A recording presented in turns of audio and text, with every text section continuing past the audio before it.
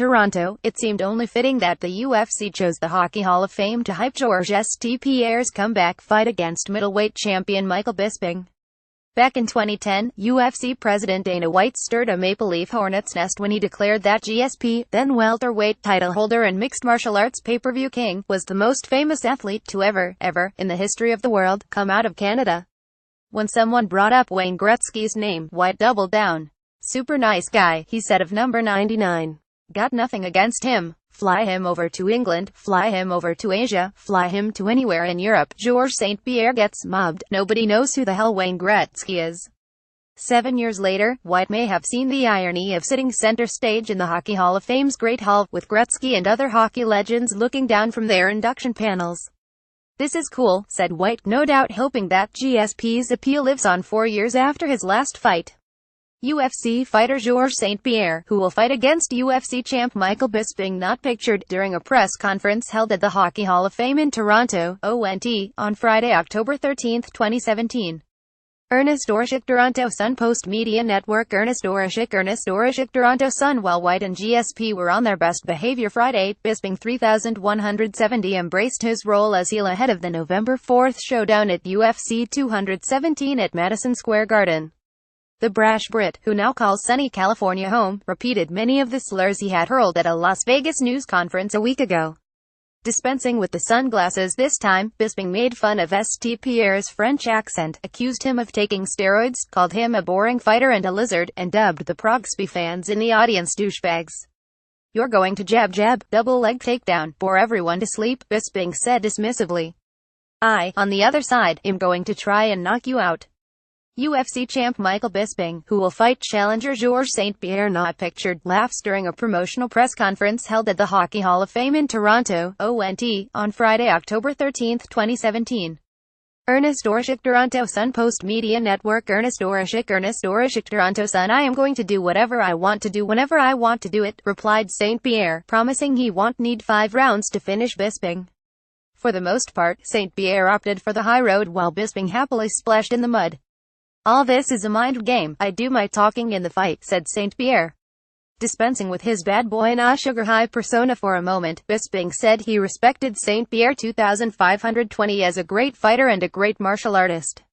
"I'm having a bit of fun with him," he said. "Of course I'm going to bust his balls. I'm going to bust his face in 3 weeks."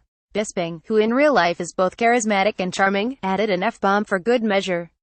As in Las Vegas, Bisping was the instigator when the two fighters squared off for photographers. Bisping, lips flapping, touched St. Pierre's chin with a finger and was quickly shoved backward by his opponent as White stepped in. Most bookies have made the 36-year-old St. Pierre a slight favorite over the 38-year-old Bisping. In his prime, St. Pierre had more tools than Bisping. He brought great cardio, effective punching, excellent takedowns, good submissions and a smart game plan to each fight. The machine-like St. Pierre obsessed over opponents, then beat them. He took everything John Fitch, BJ Penn, Thiago Alves, Dan Hardy, Josh Koscheck, Jake Shields, Carlos Condit and Nick Diaz had to offer and came out on top in his first 8 successful title defenses.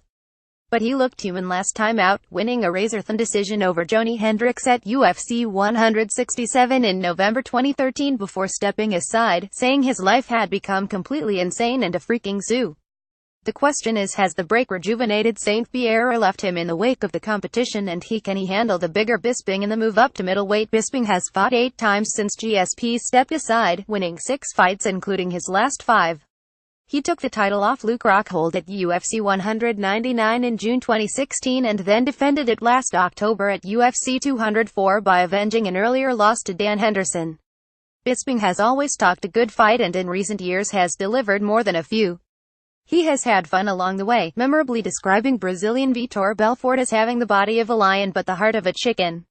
And he dissed Alan Belcher's Johnny Cash tattoo is the worst ink outside of that fat pervert on the girl with a dragon tattoo. Bisping has also taken his lumps. Henderson knocked him out in savage fashion in their first meeting at UFC 100. And a Belfort head kick in 2013 may have triggered serious eye issues that he initially chose to ignore. He eventually saw a doctor when he could hardly see his hand in front of his face. He was diagnosed with a detached retina, which was followed by glaucoma, cataracts and another detached retina. The UFC made him see an independent doctor before clearing him to compete again. A fighter who has made the most of his talents, Bisping does a lot of things well without any one thing standing out.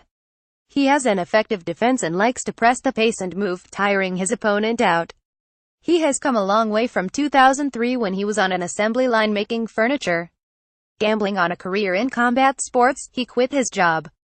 Commuting in England to train with his coach, he sometimes slept in his battered Volvo before returning home on weekends to make some cash as a DJ. His bank account will grow considerably November 4th. St. Pierre says he will retire if he loses. If he wins, he is contractually obligated to fight Robert Whittaker, who claimed the interim middleweight title in July while Bisping was out injured. Bisping said he will keep fighting.